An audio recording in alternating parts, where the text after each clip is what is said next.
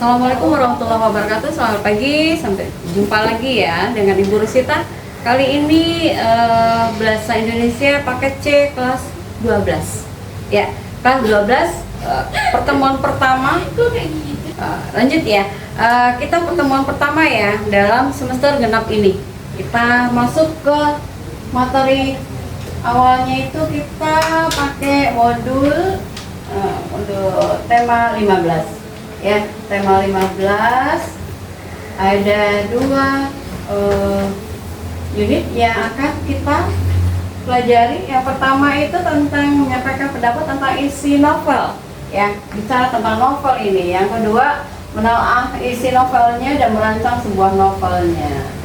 Oke, di uraian materi nanti ada penyampaian nilai-nilai yang terkandung dalam novel, kaitan nilainya apa saja dengan kehidupan sehari-hari, terus ada penyampaian laporannya membaca novel itu seperti apa, terus nanti ada menafsir pandangan pengarang terhadap kehidupan dalam novel. Nah, kita lihat yang pertama, panduan modul tidak perlu kita jelaskan.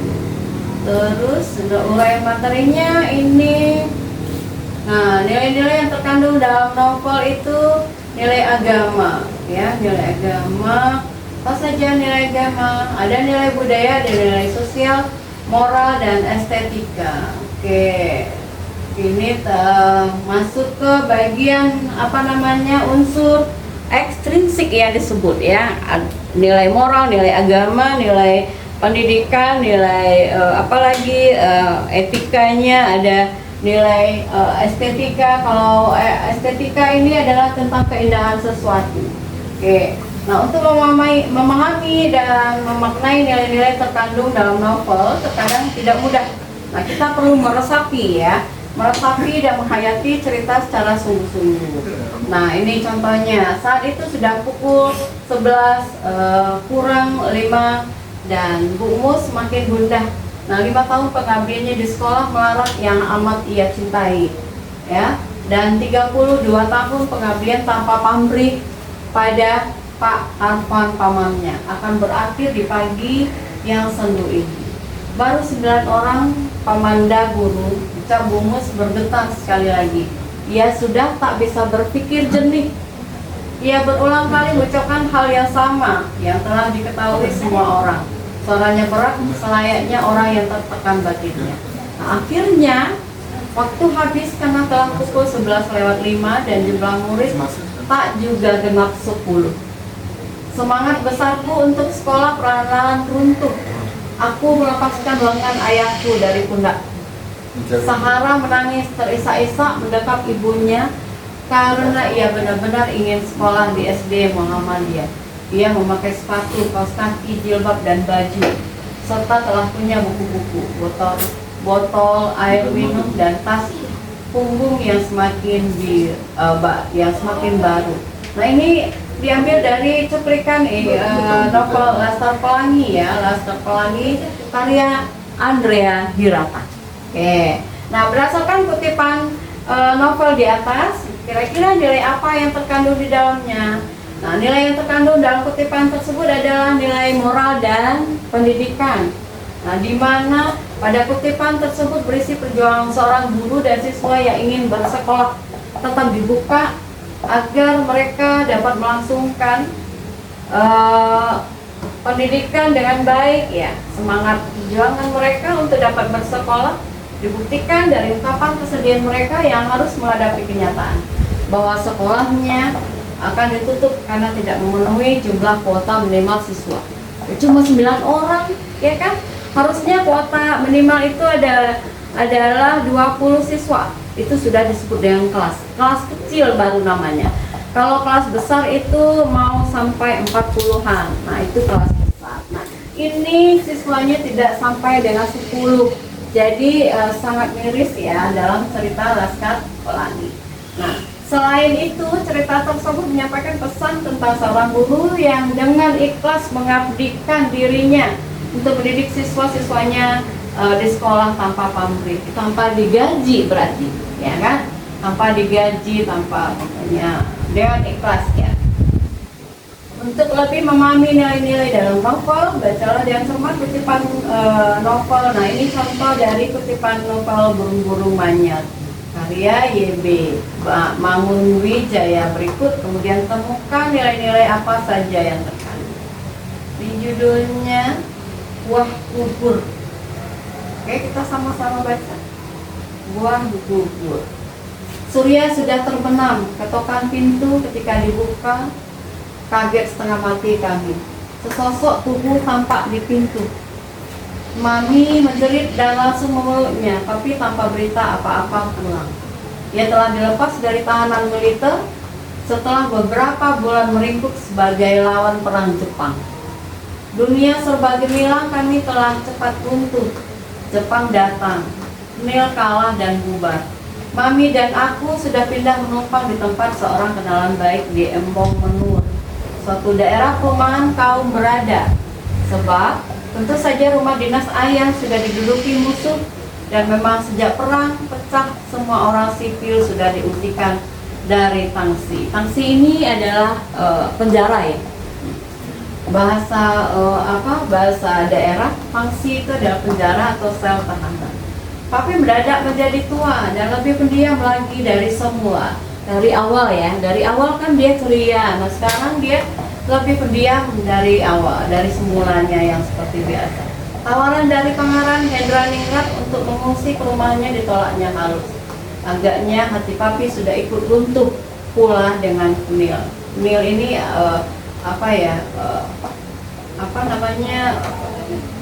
sebuah tentara ya. Bahkan papi lalu pindah ke sebuah rumah kecil di kampung Patra Bangsan.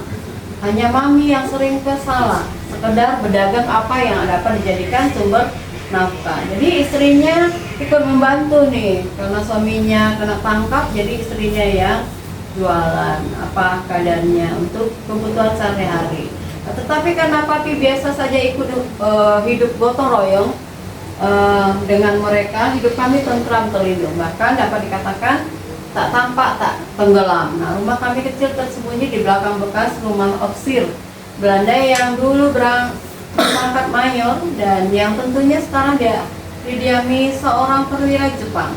Opsir Jepang itu hidup di situ sendirian dengan babunya, ya, dengan pembantu ya. Tapi kata-katanya lebih kasar, babu ya. Tante Pauline namanya. Suami Tante Pauline serta Nil Toto yang ditawar di Burma. Dan Tante kini menyambung hidupnya dengan cara menjadi gundik perwira Ostok. Jadi gundik jadi peliharaan ya bahasanya. Ini bahasa novel tuh begitu, dia lebih ke sastra ya, kasar. Ketika itu aku mondok ya, bla bla bla bla. Nah, aku tipe anak kolong yang sejak kecil punya kode etika berterus terang. Jadi tipe anak yang jujur ya kan. Nah, lebih baik berkelahi, berbahasa kapal dan pedang kaki daripada bohong dan pura-pura ya. Baru kalau aku sadar bahwa dalam cita rasa aku satu kompi dan papi. Papi ternyata tetapi ini baru telah diketahui, sengaja menjauhkan diri dari kaum istana karena dia tidak suka bahasa basi. Ini bahasanya agak dalam ya. Kalau orang awam itu agak susah memahami ini bahasanya. Nah ini kita cuplikan kalimatnya saja. Lanjut, kau sudah besar mau membantu papi. Nah ini papinya bicara. Berdebar-debar aku mengangguk. Papi tidak takut tertangkap Jepang nanti. Papi tersenyum. Perwira tidak boleh takut. Kita harus berani. Orang takut kebanyakan karena bodoh. Kau pikir papimu bodoh?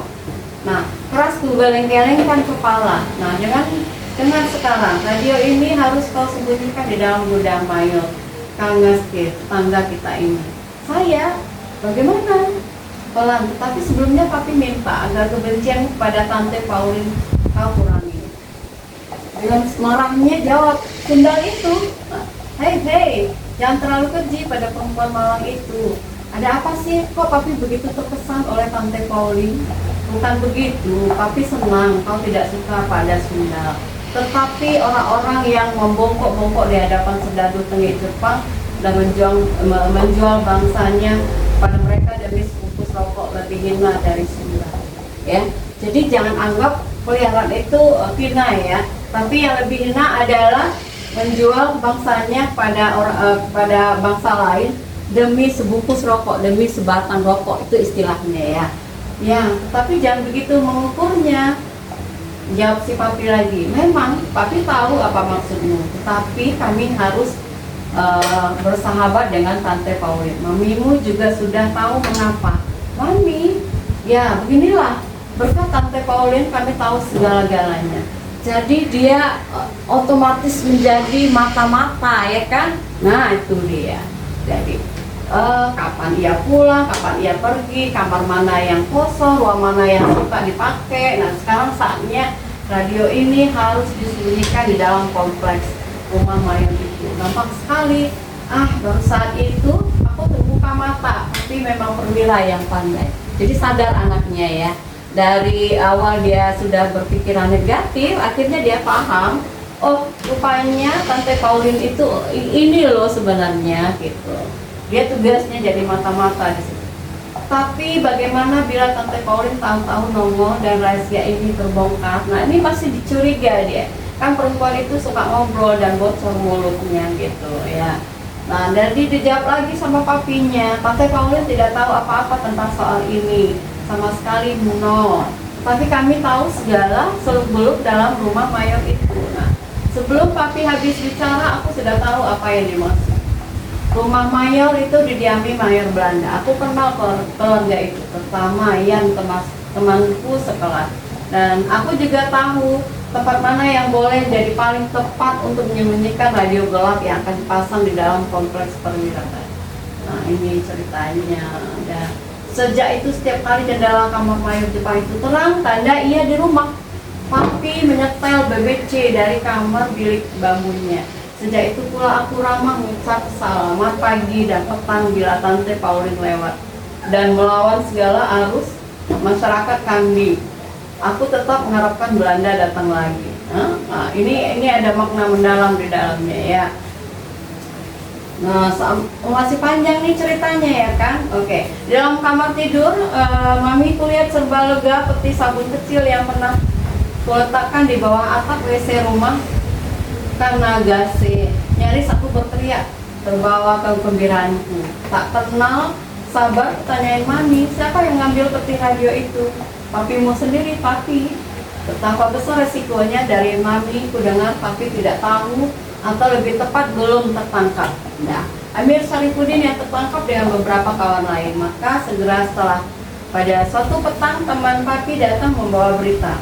Langsung pada malam harinya Papi sendiri seperti maling mengambil radio itu. Dan pagi-pagi benar Mami diantar ke Puri Hendraningrat, tapi dengan dalih cari kerja. Papi lalu menghilang. Ia ingin membebaskan keluarga Hendraningrat dari segala risiko. Dikutip dari Burung-Burung Manyar karya Y.B. Mangunwijaya. Oke, setelah kita baca ya, walaupun banyak yang kita potong-potong sengaja terlalu panjang. Jika kita simak dan cermat, kutipan Burung-Burung Manyar memiliki nilai sejarah. Ada nilai politik dan nilai moral. Nah, nilai moralnya adalah seorang wanita yang mau dijadikan gundik oleh lelaki bangsa Jepang. Itu nilai moral. Oke. Kalau nilai sejarah adalah sejarah pendudukan Jepang pada masa pendudukan Jepang tersebut masih ada yang mengharapkan kembalinya Belanda menguasai bangsa Indonesia. Jadi lebih baik Belanda ya daripada Jepang ya. Berbeda.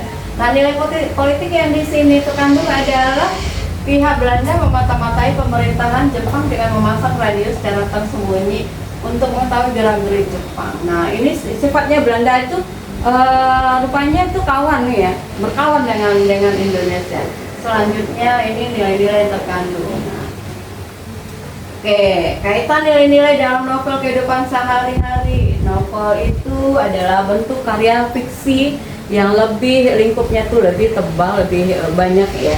Kalau cerpen dia kan lingkupnya lebih kecil, satu alur saja, satu cerita saja. Nah ini kalau novel itu dia memisahkan kehidupan seseorang atau beberapa orang tokoh secara utuh dengan berbagai permasalahan kehidupan yang ada di dalamnya. Fiksi itu sendiri adalah rekaan, rekayasa atau khayalan, bentuknya khayalan. Unsur fiksi dalam novel memuat tema umum seperti percintaan, persahabatan, sejarah, budaya, dan lain sebagainya. Nilai-nilai yang ada dalam novel pun berhubungan dengan kehidupan manusia. Untuk memahami nilai-nilai terkandung dalam novel, dipelajari. Nah, ini adalah contoh cuplikan novel Salah Asuhan. Dalam hati yang remuk redam, Hanafi pulang ke kampung halamannya di Sumatera Barat. Ini ceritanya tentang ini yang salah asuhan, anak yang bisa durhaka ya, durhaka bisa jadi. Terus ini tentang Datuk Maringgi. Anak-anak ibu mungkin jarang ya membaca novel yang bentuknya sastra lama. Ini sastra lama, Datuk Maringgi, tentang memang jodoh ya. Novel Marah Rusli.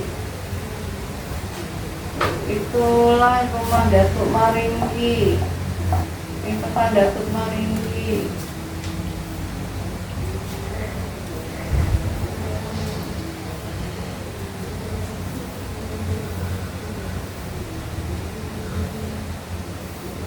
Ini ada contoh Laskar Pelangi ya. Contoh buat laporannya, baca novel tadi. Kita cari contoh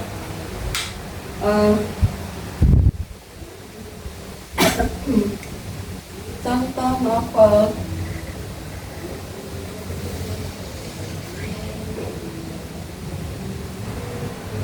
yang menarik.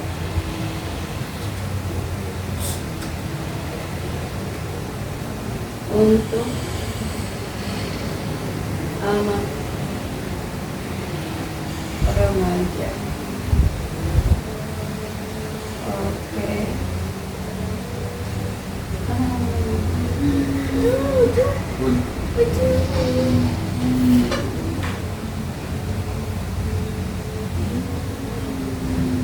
Itu Bu, di ujung di tengah itu. Itu, Bu. Mana? Tanda cari itu, Bu. Ini ya? Iya. Gak kelihatan, sorry. Oke, novel remaja ya. Dilan, Ini Dilan. menarik ya. Tentang Dilan, pernah baca nih Dilan ya? Oke, kita cari. Oke, pokoknya kita cari tentang ini yang menarik. Dilan, ada Negeri Lima Menara. Nah, berikut adalah beberapa rekomendasi novel menarik untuk remaja. Romansa sekolah, itu bagus. Oke, ada Dilan. Dia adalah Dilanku tahun 1990 oleh V.D. Baik ya. Kisah cintanya ikonik SMA di Bandung dengan gaya gombalan Yunus ya. Bahasanya keren ya kan. Sampai kelepek-kelepek gitu ya kalau cewek yang denger ya kan. Nah, kelepek-kelepek ibu aja yang sudah ini sama baper gitu kita buat ininya dan melihatnya ya kan. Nah, ini ada contoh juga novel Mariposa karya Lulu KHF ya, tentang perjuangan siswi cerdas Aca mendapatkan hati yang dingin. Nah, ini ada novel juga Dear Nathan. Oke, Dear Nathan oleh Ariska Febriani. Jingga dan Senja oleh Esti Kinasih. Kalau novel sama film kayaknya hampir sama ya. Oke, kita coba lihat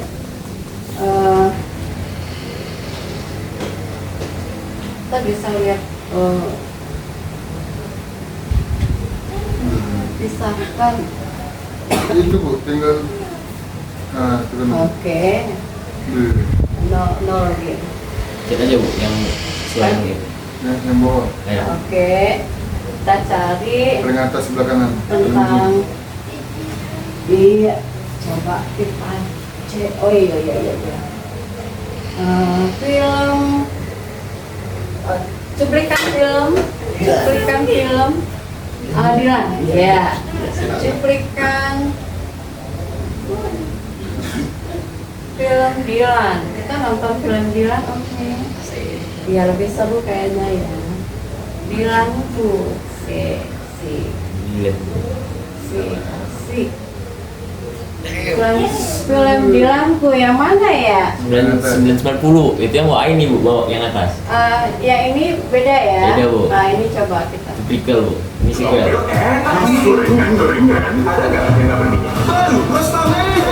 Oke. 22 Desember 1990, Iya. hari jadian kami. Hari di mana aku merasa senang. Kayaknya anak muda seneng banget ya. Cita-cita mau apa sih? Oke. Menikah sama kamu. Asik. Cium jangan. Untuk semua kalimat harap Bandung mas sekarang menyenangkan ya. Iya Karena ada kamu.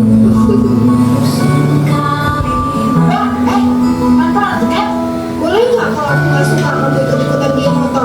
Senakal-nakalnya anak geng motor, mereka juga pasti sholat pada waktu ujian praktek agama.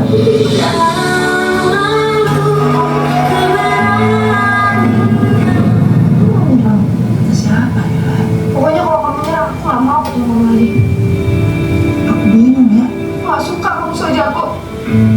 Ya, kenapa sih? Ya, apa? Ya, ada apa mas? Sebabnya kini harus berpisah. Kayak nyesel, kenapa kemarin perginya sama si Hugo? Mungkin bilang cemburu. Aku nggak pernah cemburu ya.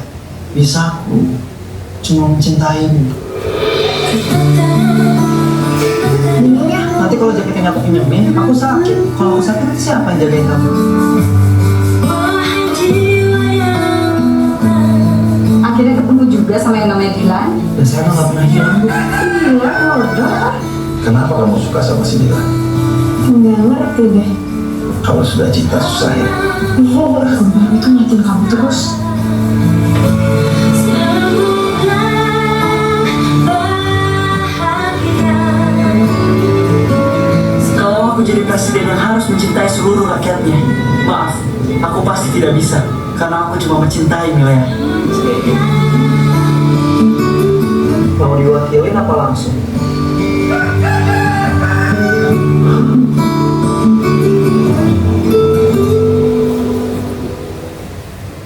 Oke, itu salah satu ya contoh film. Film itu kan awalnya itu ada novelnya. Dari novel itu nanti jadikan apa subscribe ya gitu ya. Sign 1, sign 2. Jadilah dia sebuah film. Nah, dia bahasanya tuh ringan tapi indah didengar. Jadi kita baper ya kan. Nah, baper yang bagi yang nonton. Itu dia. Kita kembali lagi ke ada romansa yang lainnya. Ini sifatnya inspiratif ya, motivasi. Berarti motivasi itu maksudnya adalah memberikan motivasi untuk orang lain setelah dia baca novel itu. Nah, contohnya ada novel Negeri 5 Menara karya Ahmad Fuadi. Ini kisahnya tentang 6 santri dengan tekad kuat. Nah, menjada wajada. Nah, ini ceritanya tentang latar pondok pesantren. Nah, ini ada lagi contoh inspiratif itu Sang Pemimpi karya Andrea Hirata lagi. Itu tentang perjuangan 3 remaja di Belitung dalam mengejar impian pendidikannya. Itu Sang Pemimpi. Terus ada 5 cm catatan juang. Nah, ini kalau ada fantasi dan petualang itu Suri Bumi. Terelie, ini karya Terelie termasuk salah satu pengarang novel yang ambiar juga yang bagus. Terelie itu banyak, tapi ada juga dia novelnya ke romantik dan lainnya tuh ada banyak. Kehidupan sehari-hari tentang ada kata rintik seduh ya, kisah yang menyentuh hati tentang kehilangan dan perasaan yang tak terucapkan. Ini banyak lagi novel-novel inspirasi lainnya. Oke, itu adalah contoh dari contoh novelnya. Silakan. Kita balik kembali.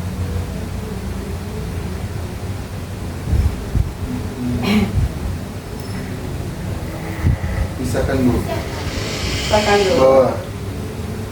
Oke, tadi kita Itu paling buat bawah. dari bukunya, kita lihat lagi. Oke, ini di sini nafsir pandang pengarang terhadap kehidupan dalam novel yang dibaca.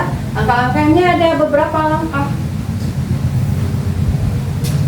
Bisa kelihatan kan?